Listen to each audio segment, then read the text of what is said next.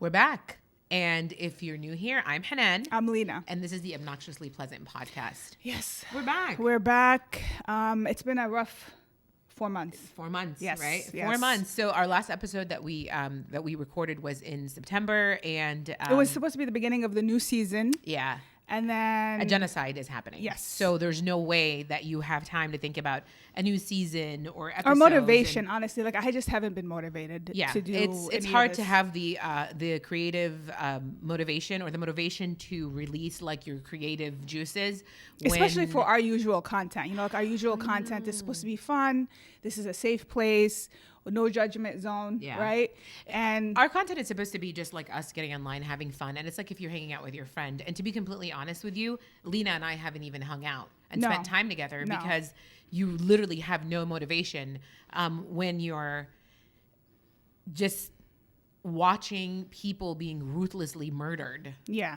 And then other people saying that it's not happening. Yeah, so exactly. it becomes really difficult to and depressing and sad day-to-day. And just day to day. Like I look around sometimes and I'm like, how are people just going about their daily lives as if nothing is happening? But like I struggle with that. But if you follow us on Instagram or on TikTok or on YouTube, you'll see that like we've been doing other things. We've been creating some shorts content, and so. But not as much as I'd like to. But I generally don't have it in me, right? Hard. Like it's really hard. And I give credit to all those content creators that have been talking about this. We day have in been and day sharing out. so much great content from them. I mean, just from an educational perspective, it's so amazing to see how people have put together some of the content you're seeing online, and it's also just so nice to see how people have mobilized. Yeah. Right. Yeah.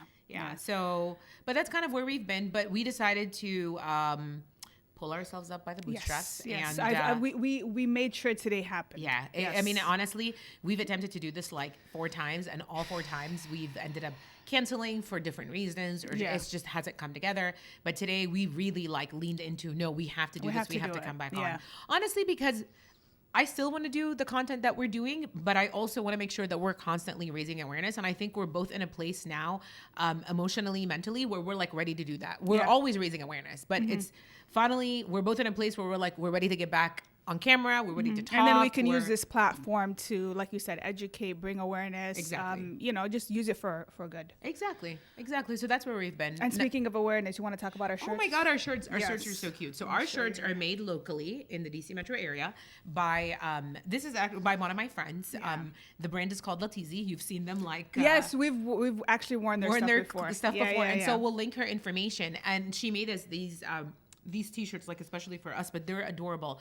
The art is actually made by her daughter. Yeah, that's really nice. And she's constantly coming up with different ways to just show support. And the nice thing about these shirts is that she actually. But this is a limited edition. Yeah, shirt, this was right? limited. She made these T-shirts especially just for Lina and I. But she has a bunch of stuff, and like I said, we'll link her website. She's always collaborating with Palestinian artists to bring their art to light and to bring it to just like something that's wearable. So the last drop was these sweatshirts, all different types of art. And the nice thing is, all of the money, the proceeds that she makes, all of it, not a portion of it, but some of it goes to the artist and the rest of it goes to donations. So even her other, like not this, obviously, because this is not all available. Her other stuff. And if you go on her website, you'll read exactly how her brand came about, how much of each piece of, like clothing that you buy or hat or mug or whatever goes to donations. Mm-hmm. And she was donating to UNRWA along with a bunch of other organizations. But that's her kind of passive way to constantly make sure that aid is being sent or donations are being made. And this isn't a paid sponsorship or anything. We're just like putting her out there because we believe in what she's doing. I paid for my t-shirt. Because no, I mean, she's not paying us to sponsor. No. But I did. No, honestly, she put these up for sale and she made these printed in our size. These were kids' t-shirts. Yeah. Especially for Lina and I. It's really nice. But we paid for, I paid for these because you have to. Yeah. Like all of the money gets supporting a good cause. It gets donated. Yeah. So it's great. And like I said, I love the way that people have mobilized and the ideas that people have come up with. There's so much great content online. I also really quickly, I'm going to plug a website that a former college friend and a friend. Do I know them? The Disoccupied website that I posted. Oh, yeah. So we did a video on that. Yeah, we did that a website short. is amazing. And it was just, her husband and her came up with this website because they're just like, people are having boycott fatigue. They're having a hard time figuring out what's good to buy, what's not good to buy. So they came up with this website, and they kept it a website specifically and not an app because they don't want to be thrown off, because Google there's a lot Play of like Store restrictions or the Apple Store. There's so many restrictions, but it's amazing, and they're constantly making updates. Yeah, we'll put a link. Yeah, they're so good at taking feedback. So I think it's just disoccupied.com, right? I just love to see the way that people have mobilized to support. And I try really hard not to, in the beginning of all of this conflict, I was really going in there and trying to go out of my way to message people and counter them and educate them. And, that lasted about 4 weeks. Yeah, but that gets tiring. I mean, and then I was like, I'm done. I'm going to put my content out there. And if you're going to be negative. Yeah, that's the thing. That's something we can talk about just real quickly. Like, as a Palestinian, I'm done explaining myself, and I'm done explaining what's going on, because in this day and age, you have all the information right in front of you. You know, like I shouldn't have to explain why my people shouldn't get genocided. Like I just shouldn't. They shouldn't get. I'm tired of doing that. But anyway, go ahead. Finish what you were saying. That's essentially it. Like it does get very, and it's funny. What I think is hilarious from my perspective, right? Like as an Egyptian American and as an Egyptian, is when people ask me like, why don't you open your border? I'm like, do I work for the government? Am I somebody who is? No. I think I have the power to do that? I think there needs to be the word I'm looking like. People need to understand that the people aren't the same as the government. I mean, I don't think we have to even say that, but like sometimes and to be honest with you, at the end of the day, like this is this is a humanitarian like problem. If you can't see that this is a crisis and that these people are being ruthlessly murdered, that this is a genocide, and it's not a war. Stop calling it a war. No, it's not. Okay, it's not a war. So if you can't see that, like where do we even begin? Yeah, I have a question for you about everything that's been going on. So. And by the way, like Hanan said, we haven't really seen each other. I mean, we call each other sometimes. And we text and stuff. Yeah, but I just want to know, after 4 months of this horrible, horrible situation, what is one thing you've learned that you weren't aware of, or you didn't really think about in the past? Like, what's one thing? That people are incredibly stupid and incredibly unkind and really not compassionate. And people do not know history. They do not and refuse to understand why this did not start on the 7th of October. Yeah, but see, I understand. I understand what you're saying, but I think a lot of people, especially in this country, a lot of them have been, the media in this country has played a big role in that. Okay? I look. And I'm not making excuses for but there's so for the ignorance. Much. This is literally the most well-documented genocide in the history of mankind. We're watching it in real time. Yeah, in the history of mankind. And the fact that people don't see that or still question what's happening, it just blows my mind. It's not just how little people know, it's how, resistant they are to learning information or to absorbing information, because it's all out there, and it's almost like they have been programmed to believe one thing and they refuse to just open up their minds. And I don't want to generalize, because honestly, I have come across in the last 4 months some phenomenal people who have completely broken down their entire way of thinking and rebuilt it. And I am so grateful and thankful that there are people out there that are still willing to do that. But then there's so many people that are just so resistant to change. For me, this genocide exposed the idea of human rights. And I think it's, with what's happening to the Palestinians now, I mean, it's been happening for 75 years. It's not just now. You mean not the idea, but the concept of the concept of human the concept of human rights, and that every life matters. I don't think that applies to Palestinians. I think a lot of these world powers, the people who are in charge, the people who are making these decisions, there's a double standard and there's a hypocrisy there. Honestly, I've always felt that way. So I've always known that. No, I'm not surprised. I'm not surprised. I'm saying this was exposed. The veil is completely off. Yeah. That's what I'm saying. Yeah. Anyone who believed in these ideas, for me, I laugh at that. Even before this happened, I knew there was always a double standard for Palestinians and people of color and marginalized communities. I understand that. Okay. But now it's you can't, go back from this. I feel for me that veil was removed after the last, like, you know, say 20 years of just like world wars that we've been a part of. It really has taught me that like human rights are kind of a joke. Like they only apply to some people. And I'm not talking about just like, not just wars, but also just like when it comes to like civil liberties, like in America, right? And our rights here. You being Muslim in this country, being Black in this country, that already, there's already a bias against you, right? Like no matter what you do. So when you talk about human rights, we have a different set of rules. Yeah, when you talk about human rights, I'm like, yeah, human rights are amazing. Like if I was white. Yeah, and like the idea of also like freedom of speech. Like in the beginning of this whole thing, like there was all this media coverage about campuses and, you know, like college campuses and like students. And I'm just like, I'm sorry, like this is, you know, you have freedom of speech, you have freedom of expression, or that's what we were taught anyway. You know? And for everybody that's going to come and comment and tell us you're doing this from the comfort of your home, you have, you know, yes, I'm doing this from the comfort of my home. Yes, I'm allowed to, just like you're allowed to have an opinion from the comfort of your home. Yes, I'm allowed to have an opinion from the comfort of my home. So, yeah, but that idea, and whatever, they can say whatever they want to say, but for me, it's a facade. Like I'm just like, really, like now we're gonna go after students who are speaking their mind, who are calling for the end to genocide, who are calling for a ceasefire. Now that's become offensive. Like that's not, like, you know, like honestly, that's hate speech. I don't know how. Like how? No, seriously. How is that hate speech when you're calling for the end of an occupation, the end of apartheid, the end of a genocide? Because it doesn't fit someone's political agenda. Yeah, but that's complete and utter bullshit. I mean, I'm not justifying it. I'm just saying that's the reason. Yeah, I mean, and that's the thing. Like, really, you spend so much time, and like the media in this country is just like legacy media. Like, what are you doing? Like, when are you like? It doesn't work. You guys can't hide all the deaths of babies. Speaking of legacy media, I will say one thing, right? Like, I've never, ever in my life seen anybody play so much verbal gymnastics like the New York Times has in the last 4 months. No. Did you see the last headline? The freaking Thomas Friedman. So oh my God, disgusting. Not even, forget that. But it's just in general.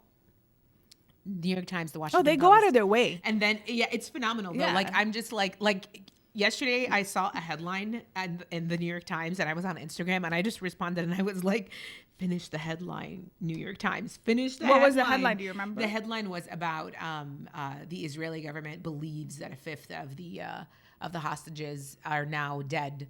And I'm like, how do you think that happened? Yeah, finish the headline, exactly. New York Times. You know, yeah, whatever. I mean, it's like the steps they go through. That's how I feel about legacy media. Yeah, and I will say though, CNN never ceases to amaze me by how many, like, I've never seen anybody do that many cartwheels in my life. Oh, like, yeah. I mean, there's a whole report. But there's a whole report, you know, like not a single story that, you know, is from Palestine is allowed to go on air without the Israelis going over. I mean, like that to me, like that's the thing. Like this genocide has exposed so much. And like I said, you and I both know that a lot of this stuff didn't really exist before this anyway. Yeah. Like, we're not stupid, right? But like, I'm just shocked at the level of how they don't give a shit. It's all out in the open now. Yeah, I will say, as resistant as I did, like in my original statement, when I said that people don't know, you know, what people refuse to learn, or people are, you know, just they're just stupid. I hate using that word, but they're ignorant. Ignorant is the right word, and they choose to stay ignorant. I'm also like amazed by the amount of people that have just, like I said, for sure. I mean, opened up their mindsets, rebuilt their belief system, are just out there sharing information, deprogrammed themselves. Yeah. So in December, I went to visit one of our friends, and I met her friend, and you know, when you meet somebody and like your faith is like renewed. Okay, that's good. So I met this woman, and she is just, you know, like, she's white. From Middle America, from Minnesota. Okay, and Minnesota. Okay. And I was just amazed by the fact that she was like at every protest. That she was like wearing her keffiyeh proudly. That she's teaching her kids. She understands what brands. But see, that's the thing. It makes me so. It really renews my faith, because here's somebody who knew very little, went out, read, educated, and it's not just because she has a Palestinian friend. It's because she's really out there, like, trying to learn about, you know, the issue at hand. And I will say, like, you know, I was met with a lot of comments, especially online. People are like, why aren't you talking about Sudan? Why aren't you talking about the DRC? And it's terrible. I agree. It's terrible. But you have these, when you have so much light shed on one genocide, it pushes us as humans to really stop and pause and look and say like, yeah, no, we need to look at what's happening in the rest of the world and why all of these innocent people are dying. And what are they dying for? Like, what are they being murdered for? So, yeah, my faith. So you have hope. I have a little bit of hope. I mean, listen, like I have hope too. Like when I see all these people, like, and I've been to both of the huge protests that were in DC. The first one in November. Yeah. And then they had another one in January 13th, I think. And I went to both of them, and both had like close to 500,000 people there, right? And like these people from all walks of life. Yeah. So it wasn't just Arab, it wasn't just Palestinian, it wasn't just Muslims. Everybody, I'm amazed by some of the people like in my family, right, who haven't missed like a single protest. Yeah, like Hanan doesn't believe in protests. I didn't say that. No, she believes, but she's just not gonna go. I'm not gonna go to protest. Yeah, it's honestly, it's for me. I'm all for like everybody like pick a lane and show your support somehow, right? Yeah. For me, I think it's wonderful that people go out and people protest and all of that stuff. I'm much more of the belief that like I will, I find who our influential like lawmakers are congressional people, and then that becomes my target. That's where I like to do my work, right? Okay. Especially I understand that. I mean, people show their support differently, but for me, I also want to highlight the fact that there were in every single protest that I've been to, there's always a huge group of Jewish Americans, and I think we need to give them also credit because these guys are there day in and day out, you know? And so because this also proves the point that this isn't about religion, this is about human rights, basic human rights, and people who are against genocide, right? So if you aren't calling this a genocide, if you think what's happening to the people of Palestine and the bombardment of Gaza and the killing and all over 11,000 now, 12,000 children? Over 11,000 children. Okay, so if you think that's okay, then you're just not a human being. Can I tell you that I saw this post yesterday, and I remember where it was from. I'll have to find it, but they like a group of activists laid out children's clothes. Oh, I saw that. I posted it on our on the beach, and it was like 5 kilometers. I know, it's so sad, worth so depressing. Of kids' clothes. Like it's the whole just this genocide, this aggression, this ruthless killing. Like, I don't know how you can remove everything from it. You can't. It's not about the hostages anymore. It's not about Hamas. It's not about anything. This is literally just about the ethnic cleansing of a people. Yeah. Like, and how do you not see that? There's just all these people are being murdered. Yeah, and like I said, calling for a ceasefire is now like considered. If you call for a ceasefire, you're a terrorist. Like, I'm just like, come on, really, like, stop. Like, where's the humanity? I know. So, what do you think? I know, like, we're kind of late to the game because we haven't met. When are we ever not late? No, but like we haven't met in like 4 months. We haven't done one. But like, what do you think about the people on social media that have big platforms that aren't talking about this? I think they're jerks. I mean, you know what? Yes, they're jerks. Yeah, they are. Honestly, here's the thing. Like, it's really hard for me when you have like such a huge platform, and I understand that, like, I really do. I understand that this is people's like way of making money, and this is how they fund their existence and their lives and all of that stuff. And some brands don't like, certain messaging. Yeah, but like, this is not. It's like. Okay, what about? How do I explain it? How do I explain this to people you know to what? Make it not like? Let's narrow it down. Arabs who are not using their platform, like DJ Khaled, that guy needs to get his Palestinian card revoked. That like blew my mind. It's disgusting. I mean, he's always been stupid anyway. I never liked him. I mean, and to be honest with you, like, I'm just really surprised at the like, I knew that in Hollywood, like, people will always watch what they say or whatever, because the way that and Hollywood in general is the institution, how it's built, and who's in charge and all of that stuff. But you still have like big named people out there like really taking a stand. But do you think they have a responsibility? Like, because people say, people who argue against that, like you and I, for example, want people. I think it's your responsibility as a human being to like point to what's right and what's wrong. Okay, so it doesn't matter if they're actors or celebrities or anything, right? Like you should speak up for what's right. You should speak. So here's the thing. And use your platform because you have so many people looking up to you, so many people following you. One person can make, but at the same time, like I cannot dictate to people like what's common sense and what's not. You know what I mean? Like if you don't want to use your platform, fine, that's okay. But just like know that like you may be polarizing some of your existing like followership or some of your existing support, and if you're okay with that, then you're okay with that. Yeah, but if you're okay with ignoring that there's a genocide happening, and you're okay with all of the, but that has nothing to do with being like an influencer or not an influencer. I know, but you know what I mean? But don't you think because people always argue against like, oh well, they're celebrities, what do you expect from them? No, that's not it. But I think people think like everybody has like a social responsibility to, and I agree, everybody has a social responsibility. Like when another human being is being hurt, you should stop and pause and say, we can't hurt each other like that, right? If that, like the basis of like what makes us humans doesn't make sense to you, whether you're famous or not, like what are we? But see, my issue too, my issue with these guys or these people is the fact that it's selective. They have selective outrage. Like they'll speak up about certain things, but then ignore. So either you speak up for everything or you don't at all. I mean, like, but you can't just selectively say, oh, I'm against certain things, but then this doesn't suit. Again, I can't even begin to understand the mindset, and maybe because I'm not like a famous person, I don't know. Oh, you're famous in your own way. Hanan. Yeah, you're famous in your own way. Bubble. No, but like I don't get it. Like, and it's not even about. I see what you're saying about like speaking up for some things and not for other things. But yeah, I think there's a hypocrisy in it all. Yeah, but like I am not waiting for those people to speak up and show the world that what's happening is wrong. Like really, they are like the last. But it's not about that. It's about you have a I mean, like you said, maybe the social responsibility aspect of it, but like. What bothers me the most, like I said, is there's certain issues that you see them at the forefront like making the most noise. But when there's an actual genocide happening, I mean, like sometimes it's because they're just racist. I mean, yeah.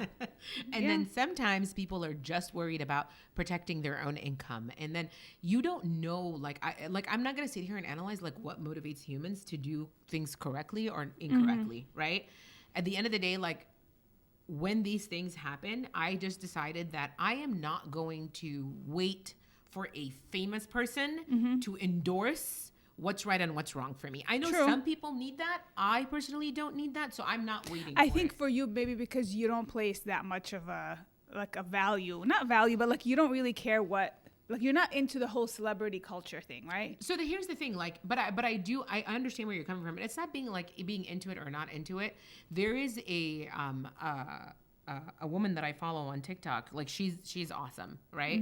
She is Egyptian American, and she does like all of the entertainment, analysis. And I think I know who you're talking about. Her name is Devotedly Yours. We should link her. Her page is awesome. Okay. And she, like at the start of all of this, a lot of her focus has been the celebrities that are getting targeted for like speaking out about this issue. And I think it's amazing the way that she raises. But usually she does celebrity stuff before.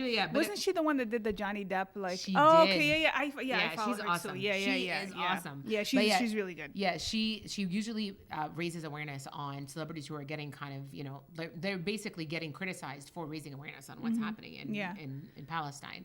And so that I'm like cool with, but then other than that, I'm just like, whatever. I don't care about celebrities. I don't care what they have to say. I don't care about influencers. Yeah, I mean, I get it. Some people have amazing things to say, and it's fine.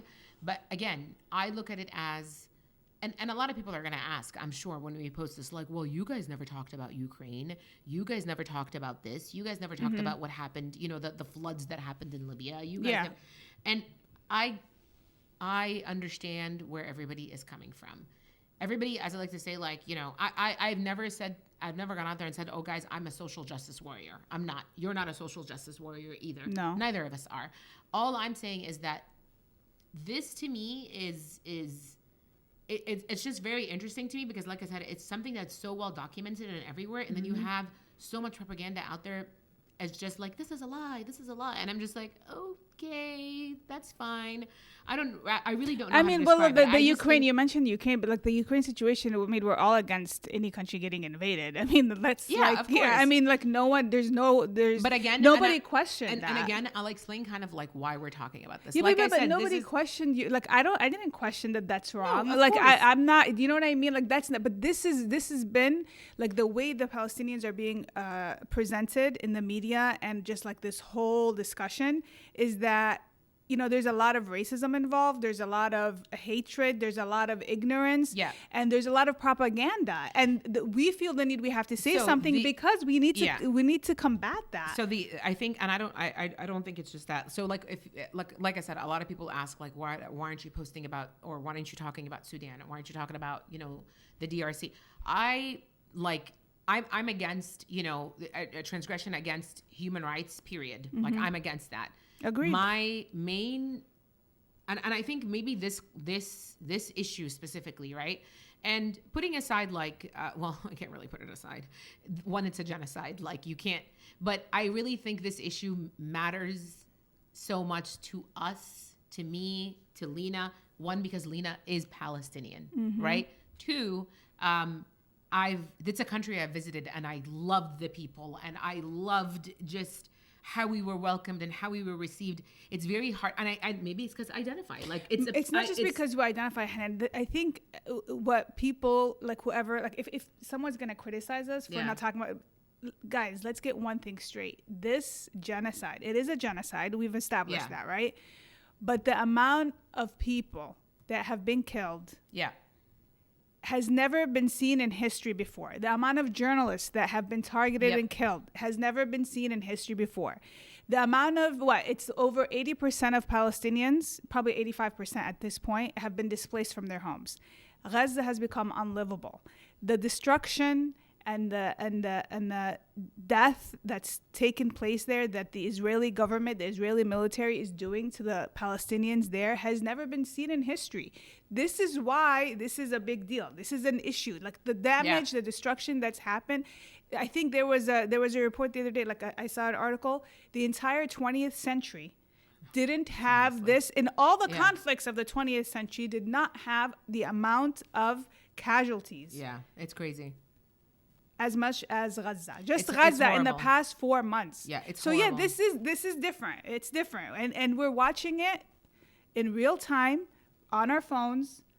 And what am I supposed to, like, what am I supposed to, what's my reaction supposed to be? I 100% agree with you, but I always it's at a different scale. That's my point. But look, I'll tell you something. I understand exactly what you're saying, but my point is that I think everybody, because we will have somebody, and I have been asked that question, like, why didn't you feel this way about, you know, Syria? Why didn't you feel this way about... I felt this way about Syria. No. But I was upset. I was heartbroken. I was like... You and I both, we know that about each other. But I think but here's the thing. Like I said, I think for me... And this is not a competition. No. I mean, for God's sake, like, is it a competition of suffering? Like, I don't understand that. No, but again, my point is, I really think we all, for me, this is such a... this is something that, like, really, really, like, hit me deeply because of the fact that, like, one, I'm a mom. Let's go before I'm a mother. That's like before anything else. Like, once I became a mom, I feel like my role in life everywhere changed. Watching other mothers and parents not have the ability to care for their kids, as in just to keep them safe, to feed them. That to me, just like, I don't know, it hits in a different place, like in my existence and my soul. What do you think about social media companies censoring Palestinian voices? I think it's bullshit. Right? I mean, yeah, but again, you know, it's a business, so I guess I don't think it's about a business. I think it's about controlling what people see. But it's control and it's business, because, like, even if I were, like, to pay for ads and stuff, it depends on how much money I want to pay and if they're gonna, like, post my advertising. I think it's crap, because I think it's an unpopular opinion to support human rights. So apparently, or to support the human rights of brown people. So apparently, brown people. Apparently, they're not. So you're not surprised. I mean, I'm not surprised, but at the same time, like, the extent to which they've gone to suppress Palestinian voices does not surprise me in the least bit. I will say, like, in the beginning of all of this, when we were completely like our account was just. Oh yeah, we got shadow banned. Yeah, we got shadow banned. I was so because Hanan literally upset. Every post she'd post would be like, I stand with Palestine. I was so upset because I'm like, they don't like that. You're not allowed to stand with Palestine. Yeah, you just can't. You can't stand with Palestine. But anyways, Zuckerberg and Meta does not like that. No. Anyway, so have you been boycotting? How's the boycotting going? So honestly, having that website that I told you about, Disoccupied, makes things a lot easier. There are things that we are trying to figure out, like what our next steps are on, like finding new coffee, right? Okay, so I know you're a big Starbucks person. Oh, I haven't had Starbucks. Oh, you haven't? The last day I had Starbucks was October 6th. That's what I'm saying. At the airport. Like, I wanted to follow up with it because I know Hanan likes to go to Starbucks. So how has it been? So honestly, like I don't, my issue is not Starbucks, put that on the side. My issue is things that I use in my house regularly. And that's what I'm trying to, like work through. So like there are things that I don't buy because I'm never going to buy like sabra hummus, for example, right? Stuff like that. But that goes without saying. Even if they didn't support Israel, their hummus is pretty bad. So besides the point. Yeah. But no, I honestly think that like I always say, like when I posted that post on Instagram, like money is power, friends. Like know where you're giving your money. There are things that I need to figure out alternatives for example, like my Nespresso coffee. I'm going through the last of like my 400 sleeves. And then I'm like, okay, well, what's my next option going to be? Yeah. Am I going to buy a different espresso maker? Am I going to just like make it the old fashioned way on the stovetop with that little Italian thing, the Bialetti or whatever it's called? Or just the mocha pot. What is it? Brick kahwa. No, that doesn't work for me. I'm joking. I'm just like, have like traditional Arabic kahwa or Turkish coffee. That doesn't work for me. So I just need to figure out like what my next steps are going to be. So you haven't like, it's not difficult. It hasn't been difficult. No, but I haven't really like. This is the least we can do. I haven't really like like for example, like Puma, I don't know who wears Puma anymore, but like Puma, I haven't, like as soon as I found out they were on the boycott list, like years ago. Yeah. Like I used to buy the kids, and then when I realized, I'm like, no, like when they were younger. Yeah. I haven't, like I always try to like pay attention. Like for example, Trader Joe's, they have a bunch of crap there that says made in Israel. Yeah. All right. So I always make sure, like, if I go up to like a place, like a supermarket, like Trader Joe's, wherever I am, like I'll always look at the back of the whatever like those product. the little tiny what are they called? Like the pre-crushed garlic and cilantro and basil and stuff. Oh, really? Those too? Yeah. Yeah. I don't get those. But I'm just saying, like, if you're out there buying stuff. But I don't know. It's not about being harder. But you're becoming more conscious about it. Like I was just gonna say that's the thing. It's becoming more conscious of what you're buying, and like what kind of impact. Paying attention to these things, like who's selling them, what do they support? Like, we have to do this. And I think like when I first showed my kids the Disoccupied website, my older son goes, Frosted Flakes is on the list. Oh, mesquite. And it was just this disappointment. But Trader Joe's does make a Frosted Flakes replacement. So just make sure it's not, It's not. Yeah. You look in the back always. Okay, let me see what else I have here. Yes, this is the final point that I want to talk about on this episode. The Arab American vote in the upcoming election. I don't want to talk about that. Lish. No. What do you think about people saying, like basically guilting Arab Americans, saying we're going to have somebody worse? I can take this. Honestly, that Washington Post article was disgusting. Yeah. Okay. And if you don't know what it is, Lina is going to be awesome and insert the headline. It wasn't just the Post. It was all. Was it the Post or the Wall Street Journal? It was the Post, I think. Okay, we'll figure it out. WAPO. After. But anyways, whatever. Like, I have so many thoughts about this, which is why I don't want to talk about this. No, talk about it. Episode. Okay? No, talk about it because like it's first of all. Please. Okay. See, I'm gonna get her going. Okay, but okay, so like, what are my options? Bad and worse. Yeah. Okay, bad and worse. Like you cannot guilt me into. And guys, let me tell you something. When I vote as an American, I vote based on public policy. What's happening in this country? Yeah. Because I learned a long ass time ago that foreign policy is the same regardless of who is in office. Okay. And but in this case, would you allow yourself to vote for? I don't want to get into who you're voting for, but like, would you allow yourself? It's public record anyway when you vote. It doesn't matter. Yeah. Okay. Anyways, so would you allow yourself, like, just morally speaking, for someone who didn't do anything to stop What do you mean? The genocide. Like a presidential candidate. You can't. Like where's my vote even going? if their foreign policy is the same. Can I tell you guys that I'd made a decision a lot, like even before any of this went down, that I was just like, what a wasted vote in the last elections. And it's not like I love Trump either. No, I mean, both of us don't. Like, we're not. And I don't. And honestly, everybody, again, is free to vote for whomever they want. But don't guilt me. Don't guilt me. Don't guilt me. But at the same time, like, I do want to like stress that it is a beautiful privilege to be able to vote in an election, to have people run for office, to do all of that stuff. So I am not belittling that process whatsoever.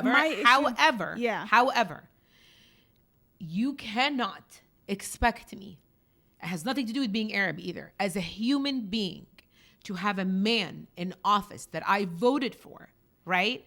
Like, and I was team Biden Harris, like no other, right? You cannot expect me, like I said, as a human being, has nothing to do with being Arab, to have a man that's in office fully funding and giving money to another country to kill innocent people while we have a problem with our education system. And I know that's not him federally, that's like state, but we have that issue. We have an issue with the rise of homelessness in this country. I understand that he was trying to forgive some of these student loans, and there was some success in some areas and failures in others. I understand like the weapons, but you can't claim. But see, they claim that this country claims to be morally superior when it comes to these things, and you cannot claim that. But then go ahead and be complicit in a genocide. I just listed four very big issues, and for me, like, you are okay giving money to another country to kill innocent people, but not address the problems that we have here at home. Like, even if I didn't have a single shred of humanity in my heart, and I was going to use my logic tells you what? Yeah. Not going to do that again. No. For me, it's like, my issue is, if you want this vote, you need to be the one doing the work as the candidate. You need to convince me as to why I should vote for you. If you can't have, or if you don't have basic human decency, how am I supposed to vote for you? If you're complicit, you're not even complicit, you are supporting this genocide. How can I, as a voter, vote for you? And then the bigger issue is people who are blaming us, the voters, those who care about children getting murdered on a daily basis. I mean, like, at this point, every day, the notifications that I get on my phone, at least 150 Palestinians are killed every single day. And I'm supposed to feel bad because if I don't vote for this guy, a much worse guy is going to win? How is that my problem as a voter? The onus shouldn't be on us. It should be on the candidates. You need to do a better job. You need to know that, 80% of Democrats believe that there needs to be a ceasefire. That's 80% of your party. It's not on me as the voter. It shouldn't be on the voter. And people need to stop making us feel bad. I'm not going to feel bad. I don't feel bad about anything except the fact that innocent people are dying. Exactly. They're not dying. They're being murdered. They're being murdered. Let's get the terminology correct. Exactly. Okay. Yes. They're being murdered. But yeah, I think this is a good start. I mean, we were kind of rusty a little bit. I feel like we were a little rusty. Really rusty. Yeah, it's been a while, but we'll and honestly, this is a really hard topic to like wrap up in 22 minutes because there's so many feelings, there's so many emotions, there's so many things happening, and like the least we can do is just basically say like, okay, we're dealing with this. Yeah. On a day-to-day basis. I mean, and other people are dealing with this, and they're doing a much better job. Yes, definitely. Much better job. But inshallah, this will be the first.